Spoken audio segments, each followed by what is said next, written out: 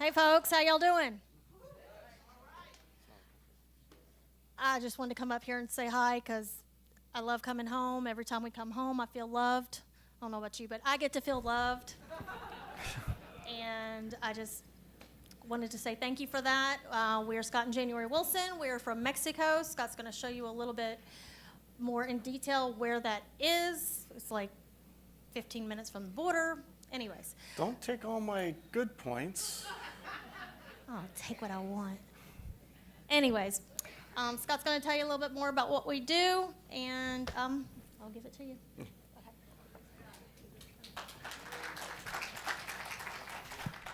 I'm shocked that's all the time she took.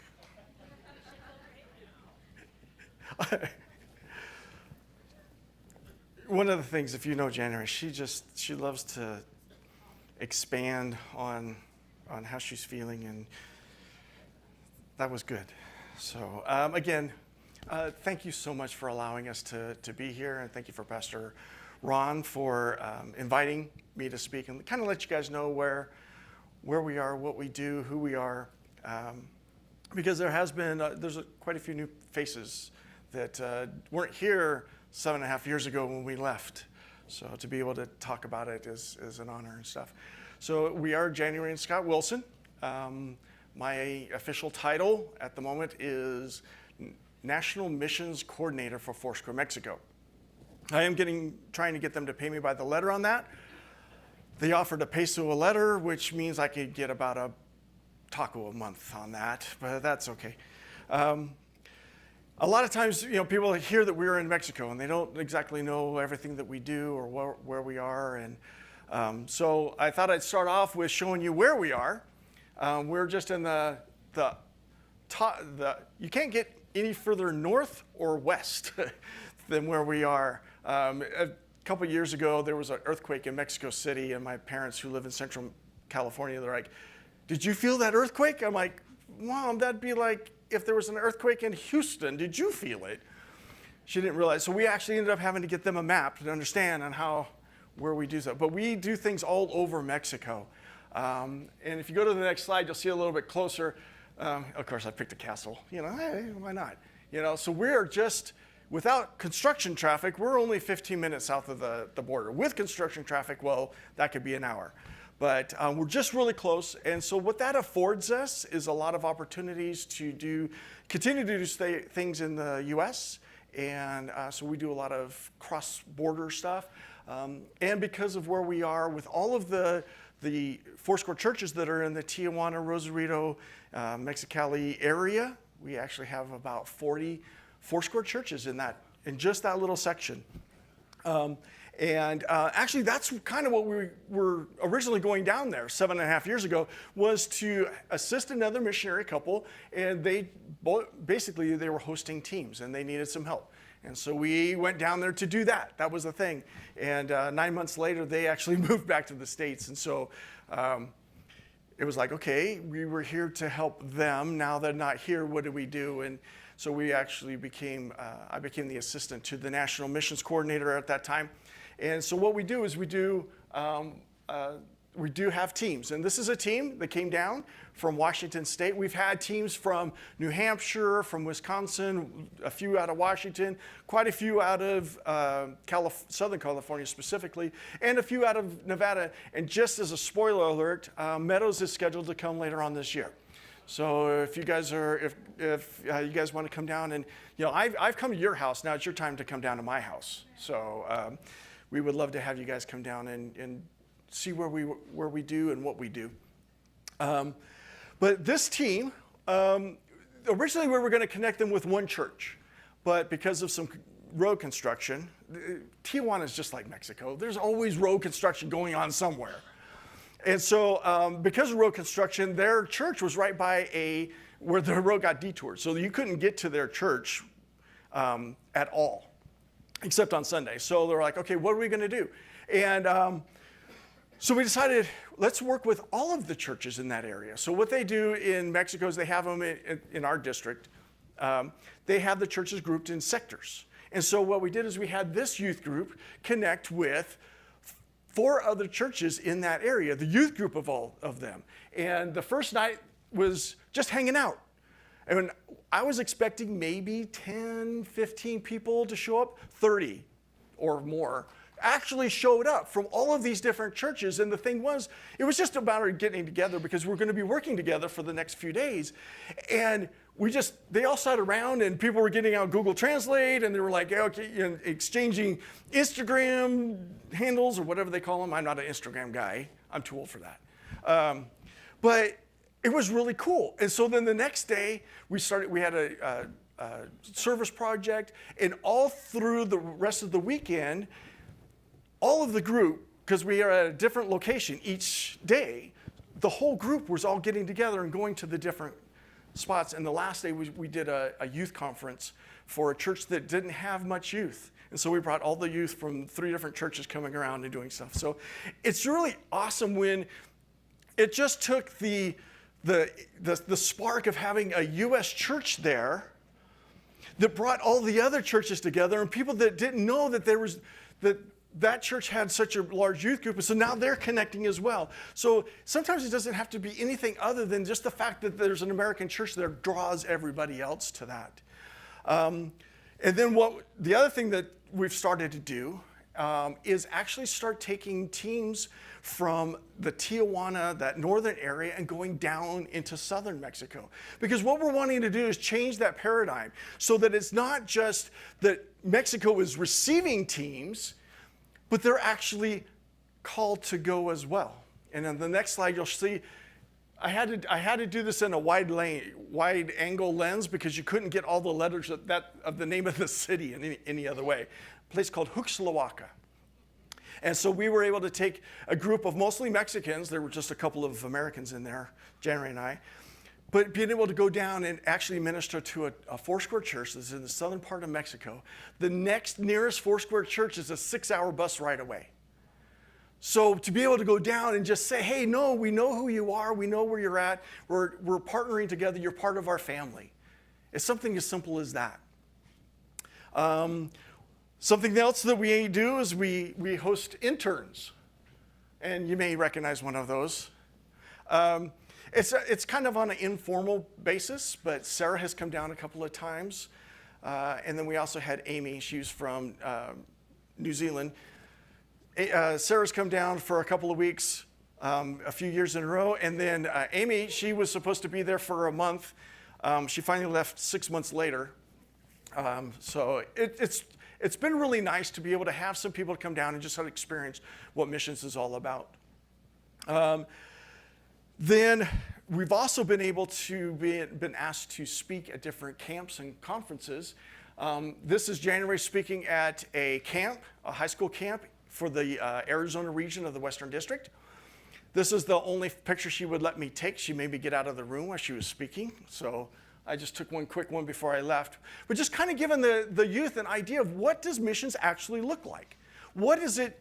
Because there's a lot of things that are assumed that missions look like. Like you have to go and you be in a hut out in the middle of nowhere and stuff. But there's a lot of other things that are considered to be missions. Missions is basically just going and making a difference in a culture that's different than yours. That's basically all it is. And then 2019 came around. At that time, we hadn't been doing a whole lot of other stuff, but I got involved in the Business as Mission Network. It started out at the conference, the U.S. convention in Nashville, Tennessee. And so I had been kind of involved with it a little bit, kind of just on the fringes. The thing about it was that I knew that the model that the U.S. church uses to fund missionaries was not going to work in Mexico. Mexico, they generally don't have as much discretionary funds to be able to support missionaries. And so in the process of as we're developing the program, I knew that we needed to do something else. We needed to augment that. And so I thought Business as Mission would be a good way where they go and they start a business in a community and get to know the community better through that. And so there's a more organic way to be able to make an impact and stuff like that. And then, so they were having a coffee meetup. And if anybody here knows me, anytime they advertise to have coffee, I'm there. So I was like, okay, we're going to go. And so we go and we're meeting with other people, talking about coffee, talking about different stuff. And I see the guy in the back. He's kind of going going from table to table, kind of busy. And so I ask him, like, hey, do you happen to need some help? And he said, yes. Come to think of it, every time I've asked that question, I've always got yes. That's the exact same way that I became the men's ministry leader here and the service coordinator here and the missions director. I got to stop asking that question. Anyway, but he said yes. And come to find out, his title was Global Assistant Director for Expansion. I mean, you talk about a wide range of things that could be put underneath that, and they did. So I started helping him with that, specifically with the Business Mission Network, and which was great. We were doing a call once every 3 months, and I was helping doing Zoom and connecting and stuff like that. And then spring of 2020 arrived. And just like everywhere else, Mexico got shut down. Thing is, and we all know this, all over the world, everything got shut down. Well, we already had a group of international leaders and stuff that were part of this Business Mission Network. And so what we started to do, we started to have a weekly Zoom call called the Foursquare Family Links. And so I was able to help with that because there was leaders from all over the world that all of a sudden they, just like here, they couldn't go to their church. They couldn't go and meet with their people. They felt isolated. And so what we had was a weekly Zoom call that people would be able to get together, and we would have special speakers about, okay, what do you do with your property? Now that you don't have anybody going, how do you deal with still having a ministry when you can't go and meet in a place? What do you do with all of these different things? How do you deal with the fact that your identity was the church and now you don't have that right now? How do you develop something else? And so during that time, starting in June, we started having those once a week. And then we started having them every other week in Spanish. And then once a month in Portuguese. No, I did not learn Portuguese, but it was finding, we found out that there were people that was their lifeline, because now they found out that they weren't by themselves during that time, which was extremely important for some of these people. There's some of the countries that were shut down so much harsher than this. I even heard about it, one guy who was dressing up as a woman because he needed to leave the house, but women could only do it on Tuesday, or men could only do it on Monday and Wednesday, and it was a Tuesday, so he dressed up as a woman in order to be able to leave his house. This was down in Panama, and he got caught, which, how do you explain that one? So there's a lot, in some of these other countries, it got really harsh. And so to be able to connect with your Foursquare family and know that other people are going with the same thing was really important. And so I got the honor to be able to do that. Well, in the middle of June, the gentleman who I'm helping with, his name was Jonathan Hall, he got assigned as the regional coordinator over the Caribbean. And so because I was doing stuff with Business Mission with him, I started helping him with that. Well, shortly after that, the regional coordinator over North America changed. And so, since I'm doing things for the Caribbean, I might as well do things for the North America. And then shortly after that, the global assistant director over all of the Americas changed. And I'm already doing the same thing for 2/3 of his region. I might as well do the other third. And that's how I became the administration for the Americas. Jonathan Hall was also overseeing the global missions directors cohort, and he was also doing stuff with the multi-regional cohort. And all of a sudden, I'm starting to do things not just for Mexico, but starting to do things on a global scale. And so I had the opportunity to, there wasn't a whole lot of other things going on, and so I reached out to the person who was doing the administration for the Foursquare Global Council. And this is a group of all the national leaders from all of the countries that Foursquare has. They have a council, and I reached out to the person that was doing the administration, and I'm like, hey, would you need some help? I asked for help if somebody needed help again. And she goes, actually, yes, I'm retiring in 3 months. So that opened the door for me to be able to work with the Global Council. So part of that is the Global Council does some discipleship leadership training. And last year, we were able to go to Jamaica, and that's the Caribbean Regional Council. And so I was able to go and help them perform put on this training. And then last year, I started working with the Global Council and doing their pre-conference meetings, which is the next slide. These are national leaders from all over the world coming together and having meetings before the convention. And then Foursquare Missions International, they do training for new missionaries. And a couple years ago, they started coming down.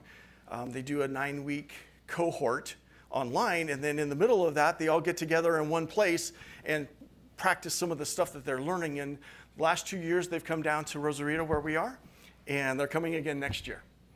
So that's the leadership of Foursquare Mexico, along with some people that are going through training for new missionaries. And I know a lot of people ask, okay, so you're doing all of this stuff, what does January do? Well, I think this explains it as best you can. She is so social. She is so relational that actually these are national leaders from different places all over the world that she has gotten to know and got to know well. Specifically the leaders' wives, because oftentimes we're in meetings and the wives are kind of left on their own. And so she has really worked great at being able to do that, along with the pastors' wives down in Mexico. Not too long ago, she actually went down to Ensenada and got all the pastors' wives together, and they all went out to lunch together. So just being able to do what she does naturally is so important to what we do.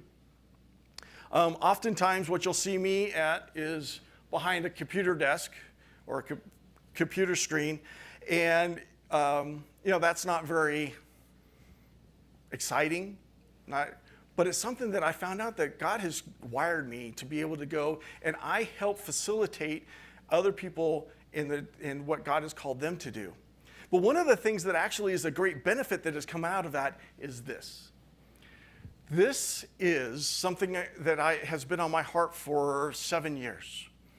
And we actually have it put together now. We actually have a formal training program to be able to send Mexicans as missionaries to foreign countries. And at the same time, being able to train brand new church planters. It's a 2-year program. Yeah, it's in Spanish because, sorry. But it's a 2-year program. Up until now, if a Mexican came up to me and said, hey, I feel God's calling me to Ghana or South Korea, we really didn't have anything to do that we could do for them except pray for them and say, go ahead and, God be with you.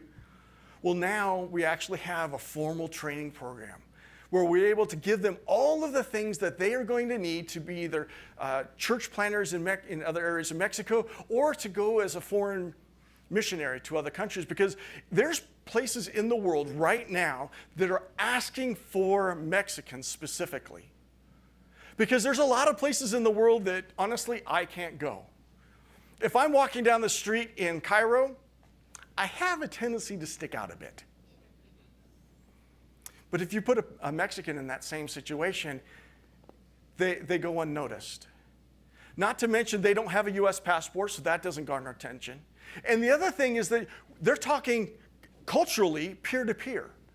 If I go there and I say, hey, let God be your provision, like, of course, you rich American, you're going to say that.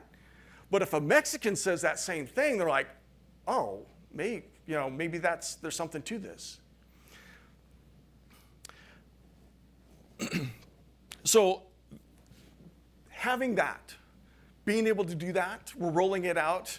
We did a soft rollout a little while ago, but we're actually at the convention this year, which will be next month in July. We're actually going to be able to put that in front of at the convention for Foursquare, saying, hey, we have a formal training program for you. That looks like a lot of stuff. And it's not quite that bad. I'm basically doing the same thing for a lot of different people. But recently, God kind of got my attention.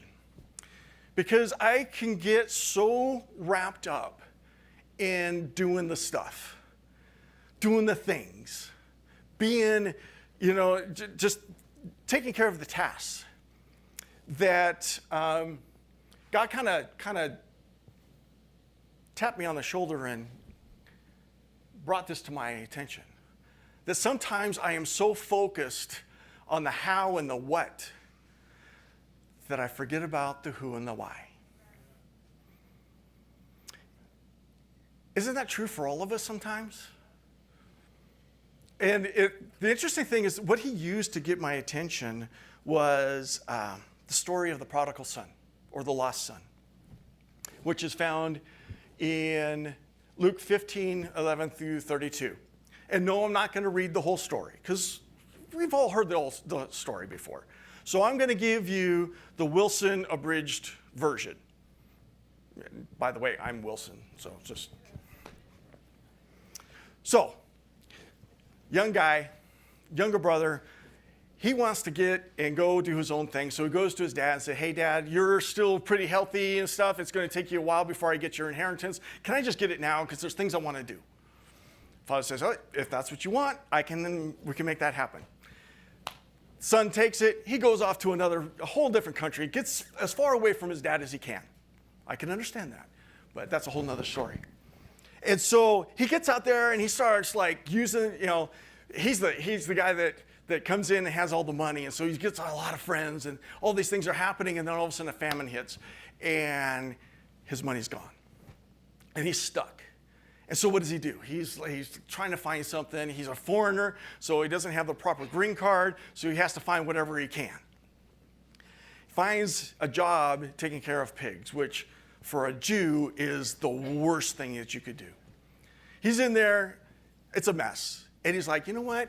The people that work for my dad are living better than this. So you know what? I'm just gonna let me just go home and I'll work for my dad. And he goes and he starts practicing this speech. He's like, I'm gonna go and talk to Dad. I'm gonna go do this and I'll get him to agree to hire me.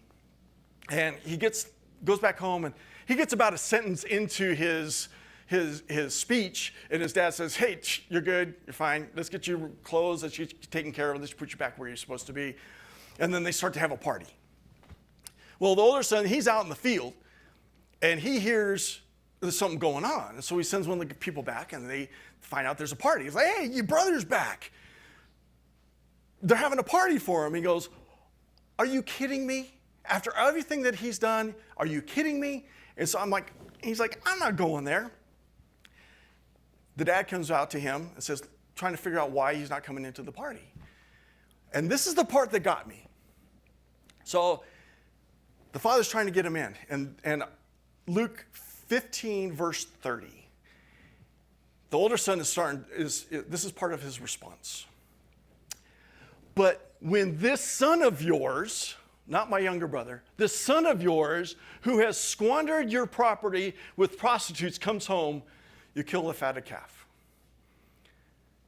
This struck me different. I had heard this, I don't know, hundreds of times, maybe. The older son knew where his younger brother was. Because he says how he squandered the money. He knew that his younger brother was destitute where he was at. He knew everything that his brother had been doing. And yet he didn't do anything about it. He knew his dad was watching for him every single day to come down the road. But he didn't do anything about it. He knew his brother was suffering someplace else.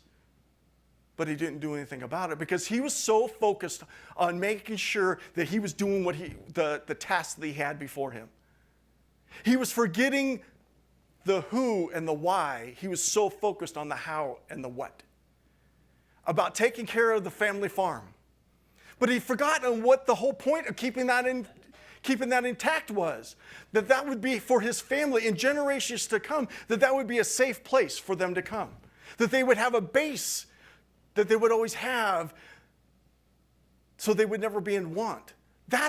his how, that was his why. The who was his family. But he was so focused and so bitter about everything that was going on, the things he had to do, that he forgot all of that. He was focused on what he had, the daily task he had before him. The other thing that it talks about in this passage is also that he's saying, you never even did kill the goat for me and my friends. And the father's like, dude, you've had this, all of this is yours. You're not taking advantage of being the elder son. You're not taking advantage of all of these things that are available to you. Because he was so focused on doing the what and the how that he forgot about all of this other why and the who. There's often times in our lives that we get so wrapped up in what we're supposed to be doing. We're supposed to be reading the Bible. We're supposed to be praying. We're supposed to be there. But why? And for who? Yeah, it's good for us, because one of the things that it's doing is it's helping us to be tuning our ears and to being able to hear God's voice. That's part of the why. But the part of the who is also the other people that need to hear our story. You see, there's nothing special about me as far as being, I don't have a theological degree or anything like that. The only thing that's different about me is I said yes. When the opportunity came and God said, I need you to go to Mexico, I said yes. That's the only thing that makes me different than anybody else, is that I'm just willing to say yes. Because we've all been called to go somewhere. So it's not a matter of should you find if you're being called to go. That has already been settled. It was settled Luke 15:30. John 20, 21 and 22. This was a year ago, this was your key verse, but it says, again, Jesus said, peace be with you. As the Father has sent me, I am sending you. And with that, he breathed on them and said, receive the Holy Spirit. The fact that you've been called to go has already been settled a long time ago. The only question is where? You see, some of us have been called to our neighborhoods because we're the only light in a very dark place. Some of us have been called to our workplace because when everything else is going sideways, we're the ones that have a little bit different perspective on things. And so we look at things with more hope. We have a different perspective. And so seeing on how we react when things are not going the way they're supposed to, when people know that we're going through something difficult and how we're handling that, they're like, I don't know what you have, but I want it. That's going. That's being a missionary. Some of us are called to go to other ministries and something bigger like that might be even available here in Las Vegas. But some might be called to go to a different land, like I have been. I never thought that that's what would be on my future. In fact, not only did I not want to be a missionary, I didn't want to be in ministry. I didn't want to do any of that. The first time when Jenny and I came here in January of 2006, I thought it was going to be for one Sunday. I was hoping it was only going to be 3. It turned out to be a whole lot more than that. Because God got a hold of us here. And when I started saying yes to things, God opened up so many doors that I never thought that I would want. I never wanted to do missions. The first mission trip we went on was because January wanted to go, and I said, okay. It took 2 more mission trips for me to finally figure out how God wanted to use me, because all of a sudden how God wired me was tied to a ministry that I didn't know existed. And after that, I was the missions guy. Honestly, if you had proposed our ministry to be what it is now back then when we were called to Mexico, I would have said, absolutely not. That's not me. You got the wrong person. There must be another Scott Wilson you were thinking of because it's not this guy. But God knew different. So he showed me a little part of it, enough to get me to say yes, and then God kept opening doors.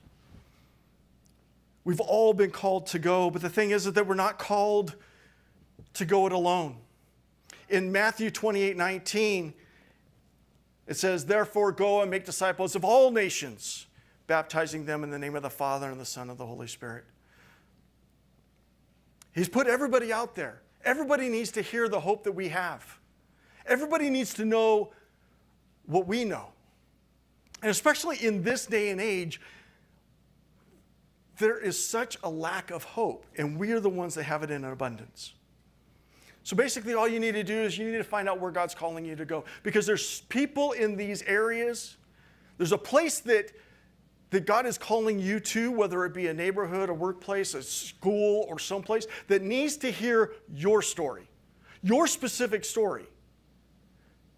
My story wouldn't make any sense to them. They need to hear yours.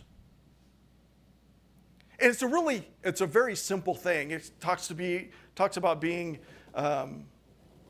in Acts 1:8. It says, but you will receive power when the Holy Spirit comes on you, and you will be my witnesses in Jerusalem, in all Judea and Samaria, and to the ends of the earth. He's asking us to be his witnesses. And what does a witness do? In a court of law, what they do? They just talk about what they know. They talk about what they've seen, what they've heard, what they've experienced. That's all God's called you to do, is tell your story. And it's a very simple formula. I was, then God, now I am. That's your story. And people need to hear it. People need to hear your story.